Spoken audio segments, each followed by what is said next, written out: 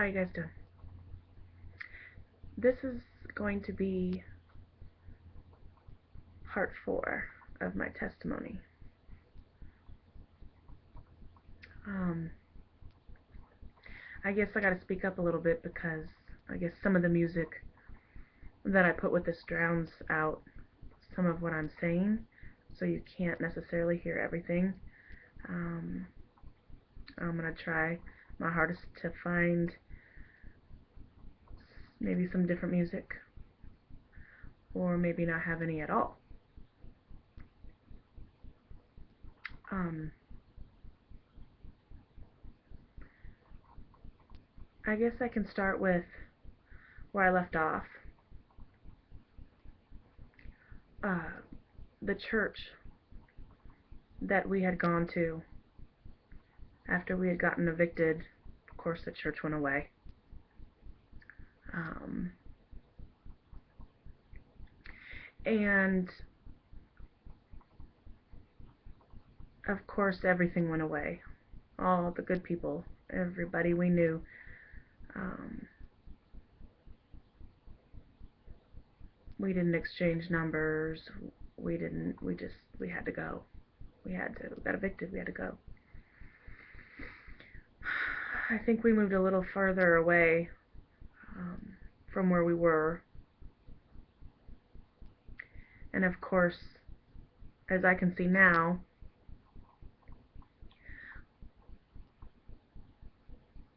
we were pretty much in the wilderness, if you will.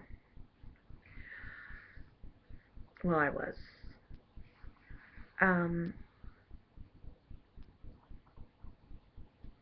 I didn't know where God was taking me. And of course, everything that was happening in my life was on the chaotic side with moving and, 4 kids. And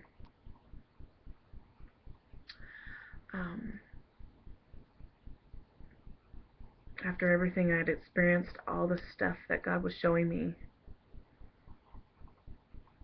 I just, at that time, did not have the strength to keep God in my life like I should have. It was so easy in that one spot, where I was for that 2 months that I was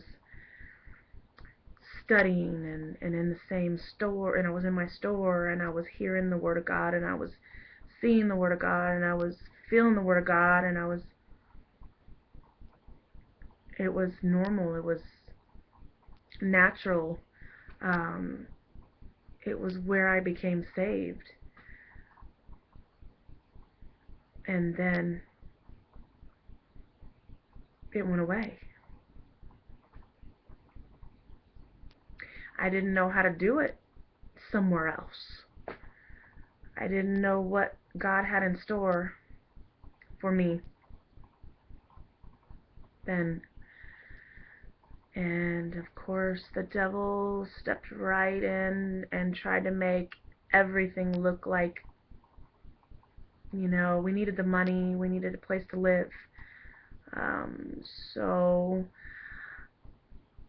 stuff started coming in, jobs. Of course, I used to bartend and serve, and of course I didn't feel that those were good things to do. That wasn't God's will for me to work in a bar serving liquor. And but when you have nothing and that's what's put in your face, in the flesh, that's what you feel you have to do to survive.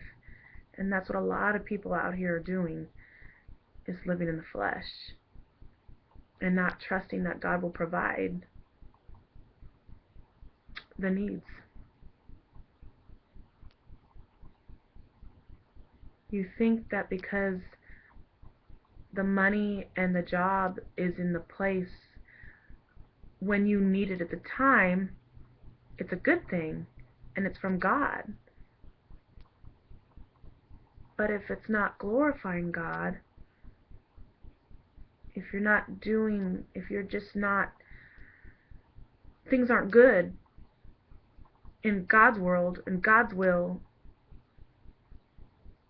it's not right. And that's why I always was confused in the beginning of how to determine God's will in your life. How do you know?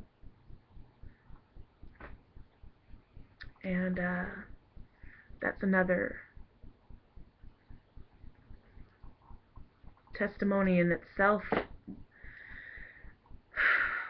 um,